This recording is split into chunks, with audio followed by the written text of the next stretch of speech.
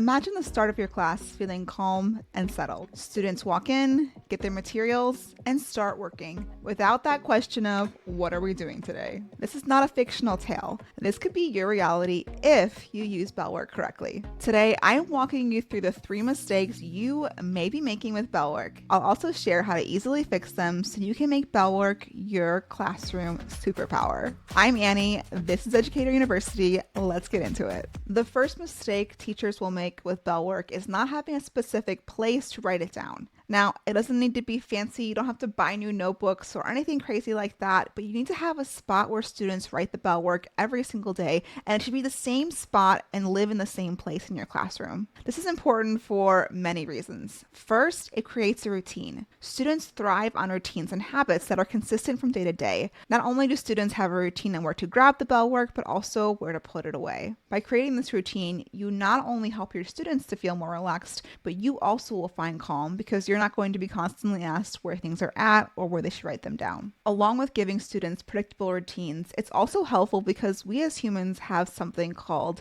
decision fatigue. And what that means is that throughout our day, we have to make choices all the time. And the more we can let go of choices that really don't matter, the more we can focus on the things that we actually want to decide on. And this is true for students too. Instead of them having to decide where to write their Bellwork or where to put it, they can focus on the content that you're actually sharing. So whatever you're asking the Bellwork, that is the focus, not where do I put the Bellwork or where do I write it down. Along with helping students focus on what really matters, having students write it down in a certain spot also helps you as a teacher when it comes to grading. Grading is an important part of this process because it gives students feedback that their work matters, even if it's just for completion. By having it all in one spot, you can grade it every Friday or every 2 weeks, and it's super easy to take out and grade all in one place. If Bellwork is becoming a chore when it comes to grading, it can be because you don't have it organized to begin with. Along with not having a spot to write the Bellwork down, another big mistake teachers make when it comes to Bellwork is making it too complicated for both you and your students. One thing I've seen before is teachers trying to write down massive paragraphs into the Bellwork or having students do really complicated tasks. This can make your Bellwork not successful because students will not want to engage.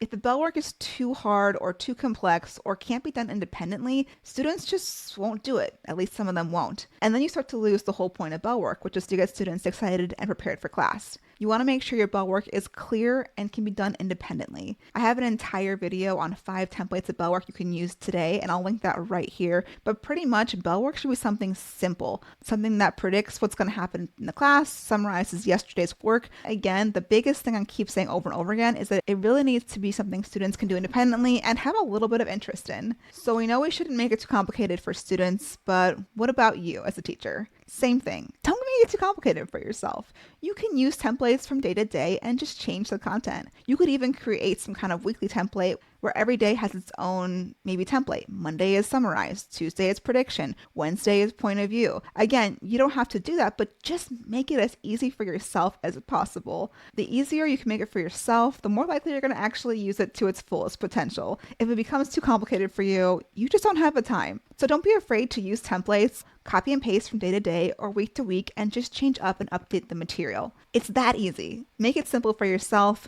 make it simple for students. In fact, students thrive on seeing things multiple times. It's actually great if the formatting is similar from day to day. The last mistake teachers can make when it comes to Bellwork is not connecting the Bellwork to the actual lesson you're going to be completing. This is a mistake because Bellwork is most effective because it engages students and gets them ready for learning. If students don't actually do the Bellwork or they don't feel like it connects to their learning, they stop doing it, and then you don't have students completing the Bellwork, which means you're not getting the effectiveness of the Bellwork. So what do I mean when I say the Bellwork doesn't connect to the lesson? Well, let's say you're an art teacher and you're teaching about the color wheel, and your Bellwork is a Sudoku puzzle. Well, that doesn't really connect. It may have the students sitting down and doing something, but it doesn't really engage them with the topic that you're asking them to learn about. You're missing an opportunity for them to prep their minds for learning, and also you might miss out on kids who just don't feel like it connects and decide not to do it. And then you lose the effectiveness of the Bellwork altogether. So instead of a Sudoku, something you could do is ask a Bellwork question like, what is your favorite color? And what are some different shades of that color? Or you could ask a question like, what color is your favorite? And name 3 places in nature that you see that color. Those kinds of questions will engage them in the lesson you're about to give. And that's really the magic behind Bellwork.